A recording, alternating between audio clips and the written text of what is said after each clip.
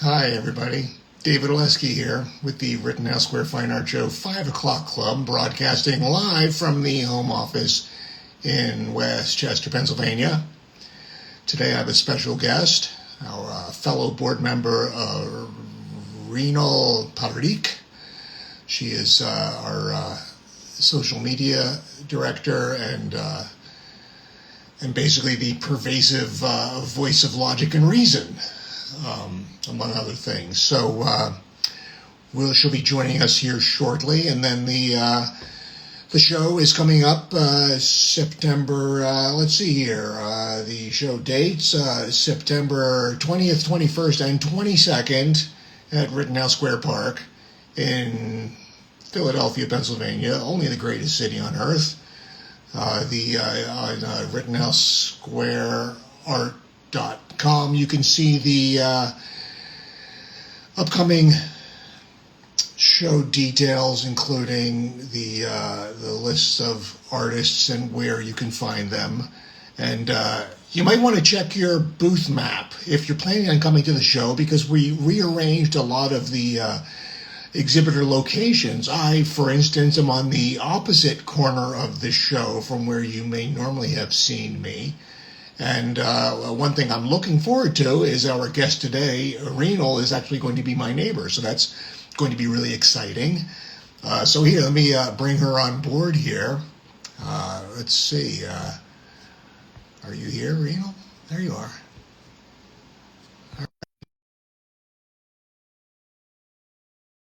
Air conditioning running. It's just really hot in here. So forgive me if I wind up being really, really shiny. But it is August.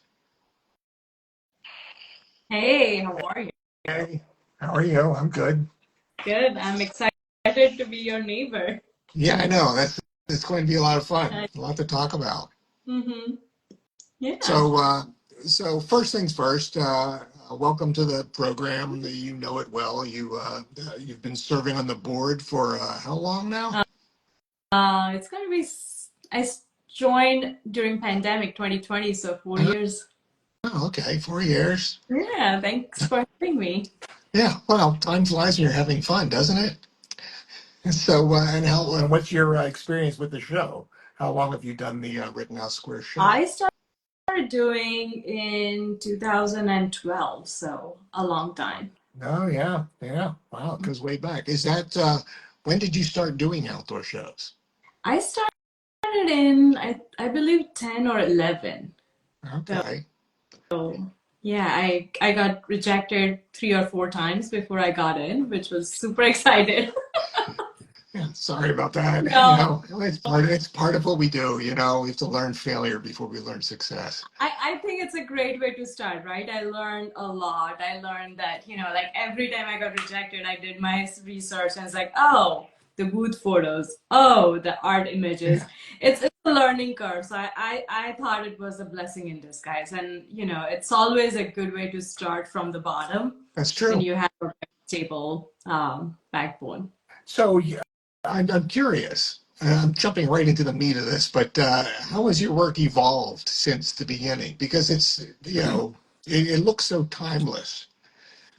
So I started with a couple of different Indian folk styles, and they were very traditional. Like, and I learned through my travels in India as a kid, I learned those styles.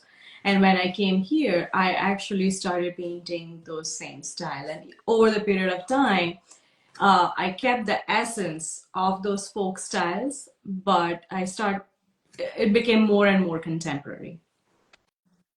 So, has your work always revolved around that, or was there a time that your work was more, shall I say, Western? Uh, it it was very Western when I started. Really? Yeah, and That's now it's a blend. that's fascinating to me. I mean, we've had this conversation, the empty spaces not just being colors, but being marks or patterns of marks, and it seems very, very true to the Mhm, traditional styles with mhm. limited colors, limited marks. Yes. Um, do you ever feel like, I mean, I'm sure that's become the language of what you do now, but do you ever feel like just picking up a different color and just saying, I just want another color? I do. Like sometimes I actually have started painting with the color. Like today I'm gonna paint with yellow color. Don't know what I'm painting, but I'm gonna use yellow paint. So will it be monochromatic fields of the yellow with the marks?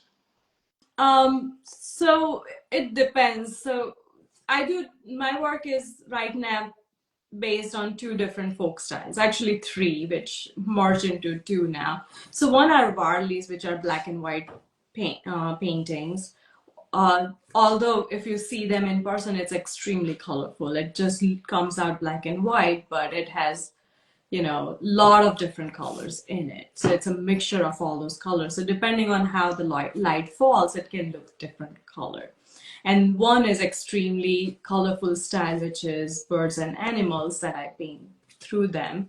And, oh my gosh, I lost my chain of thoughts, but um, I do, in all, I start with the color and all of them has the same thing. There's no negative space. Right. Both the styles, whatever I'm doing, there's no negative space in them. So your work is always representational of images of nature. Right. So initially it was more about, how traditionally they will paint, which was like wedding scenes and mythological paintings and paintings of women's and things. And now it has departed and it's mostly the nature inspired pieces. It seems like it would be a great groundwork for, I mean, like any detail of it could be seen as abstract, but the composite of everything together Mm-hmm. becomes very representational. And I think that's part of what's really engaging about your work, that you could just get lost in a detail of it, which becomes a completely different thing than the whole composition. Right. So I tell explain to this my viewer that there is a plot, there is a story, and then there is a plots and even smaller plots and even smaller plots, like a writing a novel. So there's the bigger picture, but when you keep looking at it, you will start finding those smaller plots and smaller stories to engage. Right. So I'm fascinated with how tight and detailed the patterns are that fill the negative spaces. Now, is it meditative to do that, or is it just exhausting and meticulous and repetitious? Well, first of all, I am control freak, so that answers a lot of questions. But I do get lost when I'm working on the piece. I do get lost, and oftentimes can't stop myself. So it is both meditative. I feel like I'm in trance at that point when I'm working on those repetitive patterns, and I can't stop myself. But um, yeah, I'm a bit of a control freak, so. So can you stop in the middle of the field and come back and have it remain consistent, or do you have to finish an entire field in one No, sitting? I stay consistent. So I paint like my Varleys are over the period of month. But I don't do is I do not paint multiple paintings at the same time. I just do one at a Oh, time to keep interesting. on track. But I can paint the same thing, and my, the composition stays tight, but I can paint over months and it won't change a bit. So you say paint. This is all done with paint. Is it all done with brushes, or is there other tools you're using? No, I just use, so my canvases are acrylic paint and my handmade paper, which I get from India, are gouache on handmade papers. But I Okay. use two different kind of gouache, the traditional and acrylic blend. Right. So the line work, is that done with like a rapidograph pen? No, it's a 000 brush. Really? Yeah. That's Yeah. insane. Okay. All right. We just entered a whole nother level here. Um, all right. So yeah, obviously, amazing amount of control. Um, well, what else can you tell us about your work? Like, what are you working on now? So I started this tiny little macaw this morning. I don't know if you can see it, Oh yeah. but so bring it close. I just started it and put in the initial leaf and some flowers, but you can see here, I don't know if can you see the tiny lines? Oh yeah. That's 000 brush. So the whole thing, this is a groundwork, and once it is done, I will start working with 000 brush, which is what I'm most excited to work on. Like the base is like I can't. I mean, I do it, but that's not an exciting part. Exciting part for me is a 000 brush. So you fill in the fields, and then the brush is all the line work that would be over those. And I feel like when I do that, to me, it creates the depth. And oftentimes I get the comment that, it looks like the bird is been, like a collage work. So it feels like layers. And I think the part of the reason is the process is I start with the bigger flowers and bigger leaves, and then I go smaller and then smaller and then smaller. So it looks like it's building up like a collage work. Yeah, so Sharon Strine, our fearless chairperson, says her brother saw your work when you were at another show before she even knew you and told her that you have to go see her work. Oh. Yeah, I'm sure a lot of people have probably had a similar experience. So, do you know when your work is finished? Is it really obvious that you've filled in everything and it's all completely done, or do you keep finding more places you could keep working? I do find more places to keep working. So it's hard for me to, stop and let it go. Like I struggle. Oftentimes I struggle. So, are you in your studio right now? I am. Could you? So I'm going to show you a piece that I exhibited at Rehoboth, which I wasn't happy with. So I know it is missing something. We can, and I'll figure out the way to do it. Hold on. Yeah. So this is the piece. I can show you from the distance. Yes, I remember seeing that. Yes. So I feel like there's something missing. It's the painting of rain, and I don't know if you can see the tiny line marks of rain. Yes. And I feel like there's something missing. I don't know what yet, but it's missing that punch to the piece. So hopefully I'll figure out soon. But I actually have a wall in my house. It's in my kitchen, and I normally hang those pieces there where I'm not sure or I'm confused till I can see, like, the point being is seeing it at different times in different mood in different line setting helps me rethink, but oftentimes I will find a place to put something because these are storytelling paintings, and you can keep telling endless stories through them. Well, of course. I mean, in looking at that, the clouds have no detail in them, and the tree trunk Yeah.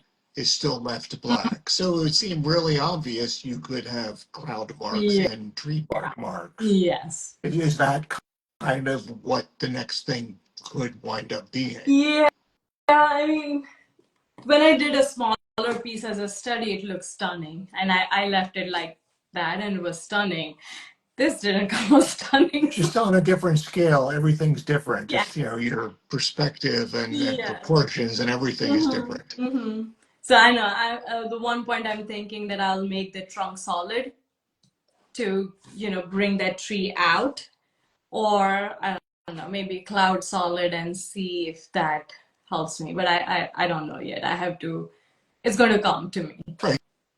So your very graphic approach to the marks tends to flatten things out and make everything become very graphic. Yeah. Do you ever think in terms of rendering a light source? I haven't thought of it yet. You haven't thought of it. Well, you may have heard it here first, people. Yeah, that's what's fascinating about it. That it does become very flat and graphic.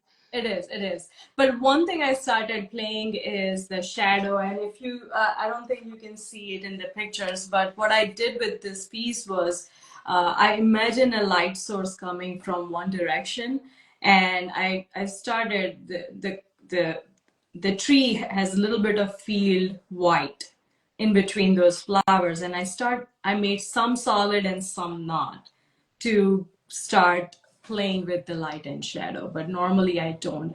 Another reason not to do that with my black and white Varleys are it has a lot of texture built in underneath.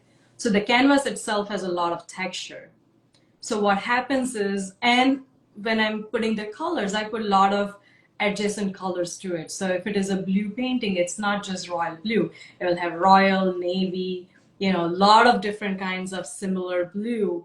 Or even if it is black, I have so many different shades of blacks in it. So what ends up having the texture and those colors, when the light hits on them, it creates the mood of its own. Right. So it can look like my blue paintings can look anywhere between eggplant to, navy blue. So right.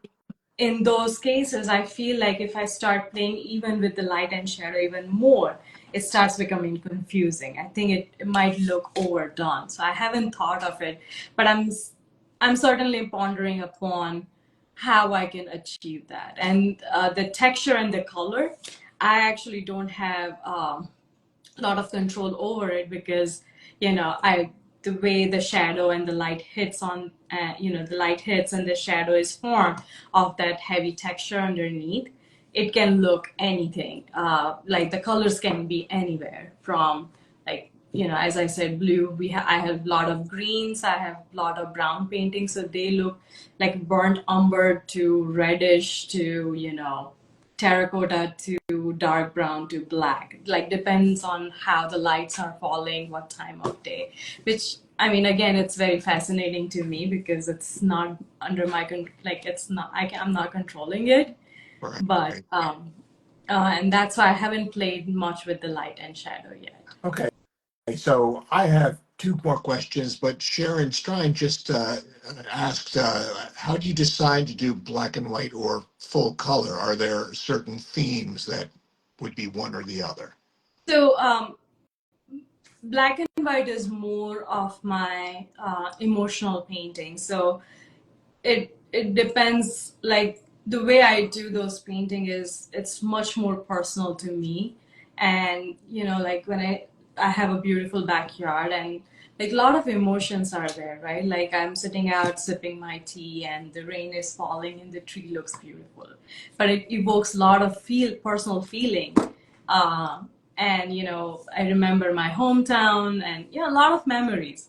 So those are more moody, um, very personal, very emotional pieces. And I feel like just because there's no color, it actually helps me share those emotions. But when you as an audience look at that pieces, you have a chance to evoke your own emotions through them. Just like abstract, like when you were painting, you might have, like, you have some feelings, but when I see that abstract, it evokes complete different feeling or memory through those pieces. Right, right. So I have more and more questions the more we talk, so I'm trying to keep them all organized. I probably should be taking notes here. But so you said canvas. Are you working on canvas, or is the paper from India mounted on the canvas? No, so when I'm painting my Varleys, which are black and white, they are canvas paintings. Right. The birds and animal is one of my more colorful approach to the artwork, and those I do it on handmade paper, and the reason is that the style that inspires those pieces are mural art, and it's done on cotton rag paper. So one of the style is called kalamkari, which is for very well known for textile designing. So a lot of people, when they see my work, is like, have you thought of making scarf out of it? Have you thought of making skirts out of it? Because the reason is that it is used for textile designing. And by using handmade paper, it almost feels like you just took a piece of cloth and you mounted it. Right. I just saw the video clip you just posted with you're painting the bird, and the wash would go into the paper, and so it was creating a depth. So my next question, is there different surface qualities to the different lines you're doing? Like, do they actually have a different surface quality than the rest of the surface? Right. So the paper that I use is a weaved handmade paper, but it is a cold press 300 GSM paper. So it's the same as a cold press paper, but it's weaved, so it gives you that illusion of textile.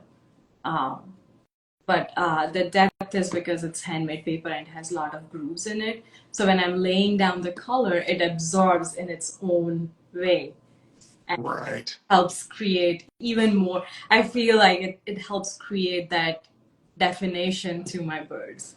Are you able to do the detailed line work on the paper the same as you can with the canvas? Yes, I can.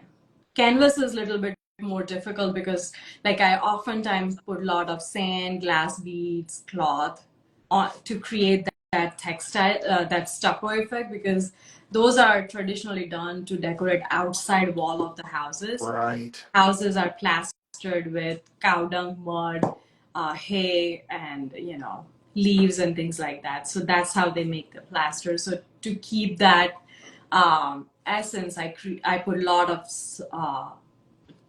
texture in my surface to create that stucco effect. So Right. canvas is difficult versus paper is easy. Right. Fascinating. Does anybody have any questions?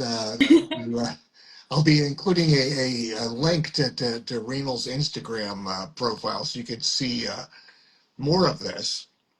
So, well, let's back to the show.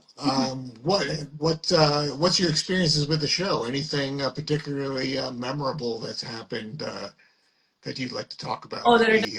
Rittenhouse Square. Yes. Well, so one of the best stories I can tell people, and I told Steve Oliver, who was our former director, is so he called me a week before while I was at the show on Brandywine, and he's like, "Would you like to do a show? It's on Thursday and this is Sunday." And I said yes. So I was one of those last minute addition, Ah, and since then it has been a blessing. It's a wonderful show, amazing collectors, very educated, you know, collector that comes through that show. The artists are phenomenal. I'm so proud to be part of that, part of those amazing artists.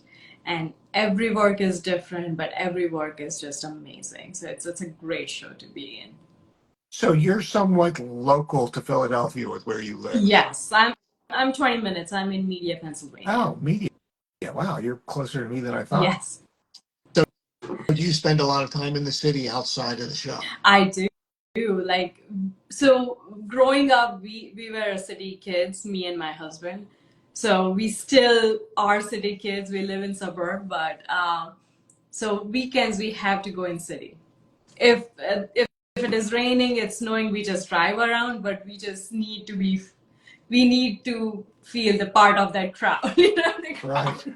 So like people honking and everybody's miserable and screaming and we love it. Yeah, I grew up in Lancaster as just like a hayseed kid growing up surrounded by farmland. So it still feels really noisy to me. But I went to art school in Baltimore, so I did get a little desensitized to the chaos of the city. Right, right. I mean, we like weekdays. We don't like noise. The place we live, it's surrounded with nature. We have animal preserve close by. We have waterfalls, so very scenic and very quiet. So like we need that. We need to feel the crowd. We need to see that chaos and be part of that chaos. Oh yeah. So Sharon's asking, do you varnish your paintings or do you prefer the surface to not have a consistent finish? So with the canvas, I do varnish them because they don't have a glass. But with my watercolor on the paper, I don't varnish them. Wow. So you do varnish the watercolor on No, paper. no, I don't. I You do only don't because they're behind glass. yes, but Right. canvas I do. Just Right. Does that change it a lot? it does not. I actually like to varnish them. I think it gives a little that finished look to the piece. Yeah. Right. Yeah. Interesting. So, well, what else? Anything you want to talk about? Well, let's Oh, talk. so okay. So, a quick question. You grew up in Philadelphia City, but you're originally from India. No, so I'm originally from India, and when I moved here in 2005, I moved to Drexel, uh, Ah, which is like on Route 1. right. So we were always in suburb. We never, but I went to school. I did a little bit of schooling at Drexel. I was trying to get my PhD in molecular biology, which never happened. But I went to Drexel for a little bit. But we always were in suburb once we moved here. So, where did you live in India? So we are from western part of India. The city that my parents are in is called Ahmedabad, and Ahmedabad has one of the largest bird sanctuary, wetland sanctuary in the country. Wow. So, like, you know, coming from a modest family, that was our picnic and summer breaks and everything was that animal preserve. So I was always surrounded by birds, and where my parents' house is, not too far, we have our, Ahmedabad Zoo is like literally 5 minutes from my house. So certainly has grew up with the birds, and they were always very fascinating to me. Okay, so Veronica Grankina says, "Go Dragons," Yes, go Dragons. and then Sharon just said, speaking of the Rittenhouse show, that you and your husband are Philadelphia foodies as well. Yes, we love to eat. Eat, and we love to cook, and we love to host, we love to party. Yes, we travel for food. And I don't know if you have heard about Indians, but Indians live to eat. It's not other way around. You eat to, you need food to live. Instead, we believe to something different. Like we live to eat. So like my dad, if like he can't eat sugar anymore, it's like what's the purpose of life? It's like my life is done. Well, there's a lot of good stuff outside Yeah. of sugar. Yeah, so I mean that's what we our mentality. But yes, we love to eat out. We love to explore new cuisines and new food and new restaurants. So and that's another reason why we are in Philly every week. So, where we are on our corner, we're going to be right across the street from Park. Yes. I've eaten there a few Mhm. times, but generally I've explored more all the restaurants on the other Yeah. side. But now that I'm on a different corner, I'm probably going to experience Park, and I imagine what Metropolitan Bakery is on that Yeah. side, and what else is on that side? Do you know? No, I think if you go further up, I'm actually very excited to go to Sura this year. So I'm going to try. It's called Sura, Sura. It's an Indian restaurant. It's supposed to be really good. Really? So, from what I understand, that the different dishes of India come from every corner of the country, yet Yeah. you'll open up a menu and just see them stacked together. Whereas if you were actually in India, some of those dishes would not be eaten anywhere outside of one region. So, yes. So India has every state has its own cuisine. So I think in Center City, Philadelphia, there is two restaurants. I mean, normally they will have a lot of mix-up, menus, but there is a South Indian restaurant which only serves food from South India, southern part of India, and it's called Amma's Kitchen, which is really good. And I should be writing these down. Actually, maybe in the comments you could like fill these in for the people that are following this that yes. like myself, that this is good reference material. So But go on. I'm sorry. the most popular cuisine in terms of restaurants is North Indian food, which is chicken tikka, paneer tikka.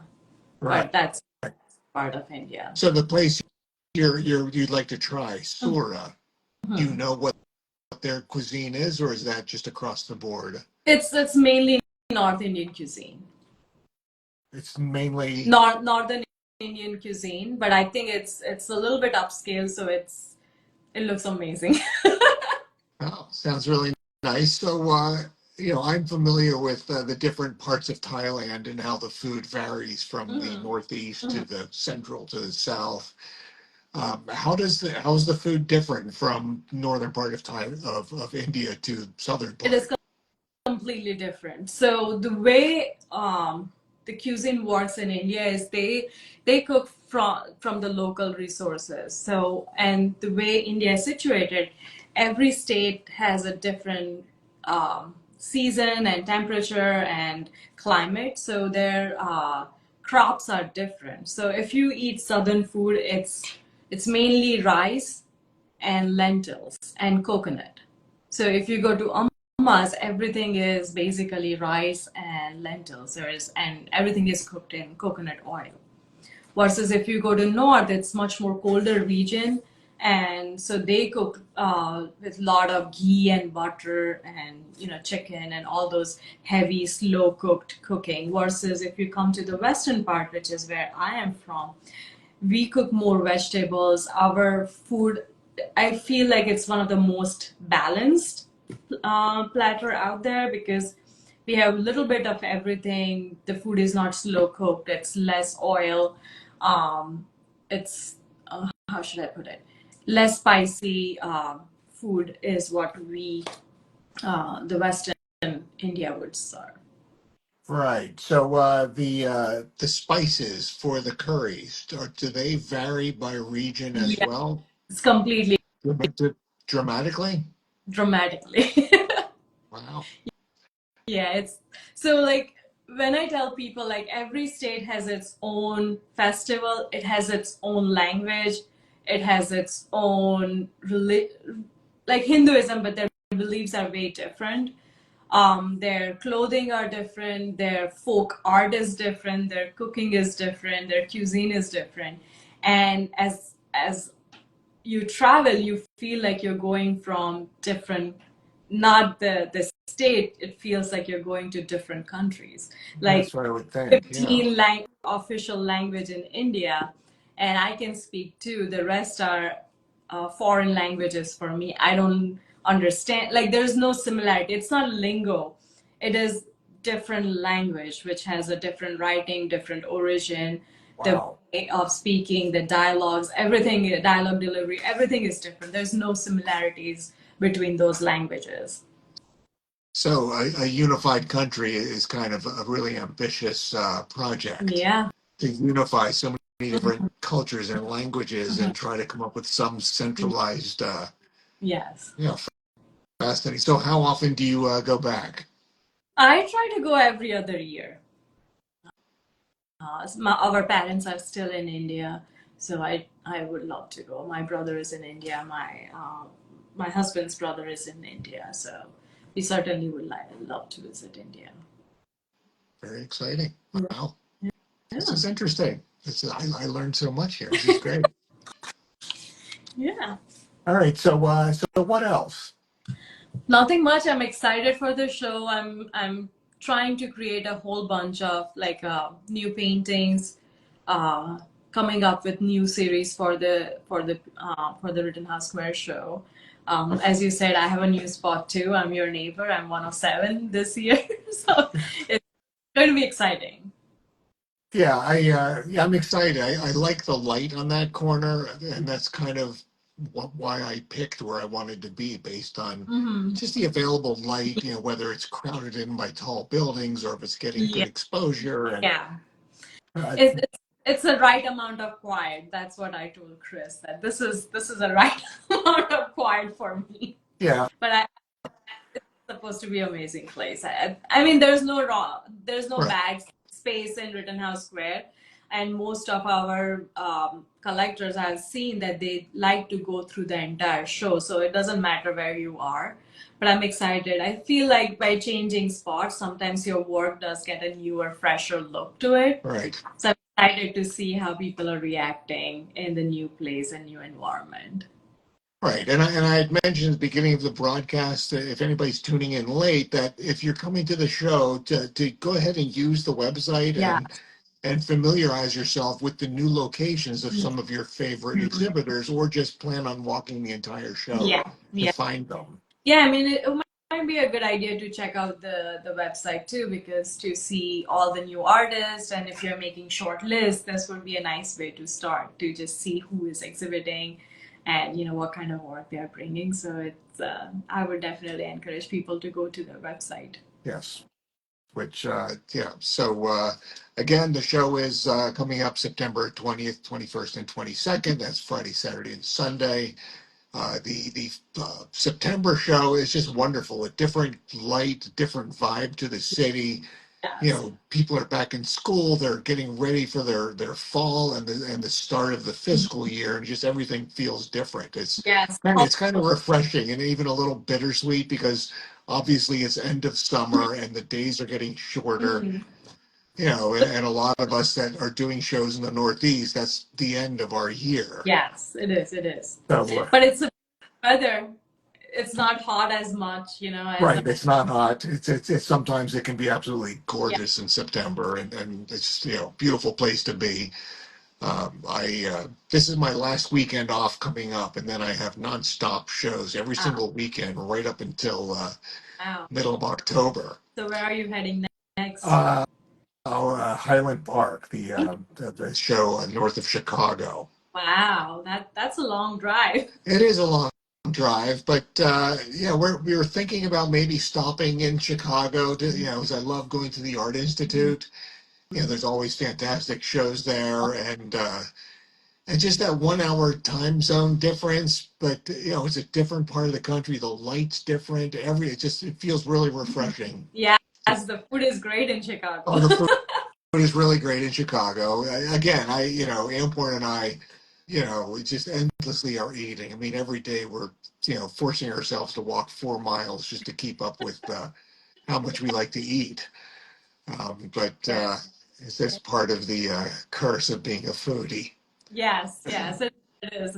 And me and Empora was talking about it, and it was like, yeah, we love to eat, but we need to work out and burn those calories too. So Yeah, I mean, yeah, you feel guilty, enjoying that much food if you're not also active, which, I mean, doing the shows, there's nothing easy about it, but that's oh, not, working hard is not working out. yeah, That, yeah. you I know, mean, doing outdoor show is a lot of work, and I do commend people who does a lot of shows a year. I don't do that many, but I do appreciate what goes in that. It's a lot of work. I mean, I love, trying to keep up. I love working big and I love working fast. And it's just exciting. I mean, having a stack of blank canvases and a full show Right. schedule, it's just Yeah. fantastic. I mean, just every day, just throwing so much paint and everything is just leaps and bounds ahead with each new canvas. And then we just look at the calendar. It's like, oh, we're leaving tomorrow. Wrap it up. We're out of here. Yes, it's time. I mean, it's exciting, and I was just talking to somebody that it feels so good when somebody buys a piece at the show, because it just I feel it's a fantastic feeling that you just created and somebody liked it enough to take it home. So I think the show is a good way to talk to people. I really enjoy the outdoor shows because I have an opportunity to talk to them, to share my story, and they have a chance to know me a little better before they, buy my work. Right. So it's a really good way to show your Right. work. I mean, the affirmation is really important. I had briefly mentioned the commission I'm kind of in the middle of right now. I finished a painting, which is just gorgeous landmark piece for me. It's just stunning. Mhm. And it was specifically a commission trying to recreate something from 3 or 4 years ago. Wow. And I had a long talk with the client on the phone right before this interview, and explained to her that I really should learn to tell people whatever it is you love about that piece. I'm probably never going to recreate that. That I can come close, but it will be its own painting. Yes. I mean, when I do commission, I start with the first thing is like, listen, it's going to be sister piece. If you're looking a print, I cannot do that. It's a Right. handmade piece. It's a unique piece. I can take the essence. It's still going to look a sister piece. It's never going to be the same piece as that you saw before. So, it's a process, it's a journey, and I'm happy. Like, let's take it together. I'm trying. I think she may have had some kind of a revelation just in the conversation, just to understand. Stop looking back to what I had before, but look at what I have now, which Now, I've yeah, never had before because of conversations we've already had. right. I mean, our work So is constantly evolving. So to recreate something from 4 years, it's extremely difficult. it's yeah. I mean, difficult if not absolutely impossible. I mean, my marks are different, my motivation is different. Everything, the way I feel about the color decisions is different. Yeah, I mean, you matured, you grew out of that, and it's a process. You can't have the same piece. It's done is done. Right. That's So hopefully all the clients and customers are tuning into this and hearing us say this right now.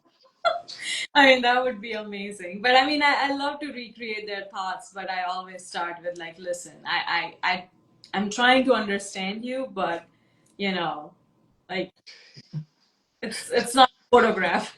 Right. I'm just watching your mouth move. I know you're telling me what you love, but I don't get that. Why should you? But Well, oh, it's a journey. And I think it's a part of the work that we do is you you're know right. You're bring absolutely right. imagination to life, and sometimes it works, sometimes we fail, but someone else might like it. That's right. That's right. And this piece I finished, I explained to her, I'm excited to see this in a frame and see it on display because I know everybody is going to love it. Yeah, That it's not filling the order you thought I was filling, but for people that are discovering my work or have watched my work evolve, it'll be a really exciting opportunity that they might be able to own this painting. yeah, And yeah, and that's what I'm excited about is that I now have another great painting in my inventory if she doesn't want it. exactly. I mean, the commissions are difficult, I have to say. Like, I'm always hesitant is not the word, but I'm always conscious when I'm taking on the project. It's like, okay, just to let's sit down and talk about the expectations, yours Right. and both. But You're yeah, right. You're right. challenge. Yeah. Okay. So, all right. So anything else? I think we've covered just about everything, Yes, food and pretty much all of India and culture and your work and the show. And it was. thank you so much for being here. This was a lot of fun. Yeah, it was wonderful talking to you and sharing a little bit about my process and India and food. And I think we talked everything. Yeah, everything, and I'm excited to be your neighbor. It's going to be, I'm really looking forward to it. It's going to be wonderful spending more time together at the show. And so everybody come to our corner. It'll be on 18th and what is that called? South Rittenhouse. And that's going to be the most exciting corner of the show. But of course, you'll want to see the whole show because, we're not the only people there, Yeah, but it'll be the yeah. best. So thank you, Renal, Thank you so much. and we'll see See you soon. you soon. All Bye. right, bye bye, and thank you everybody for tuning in.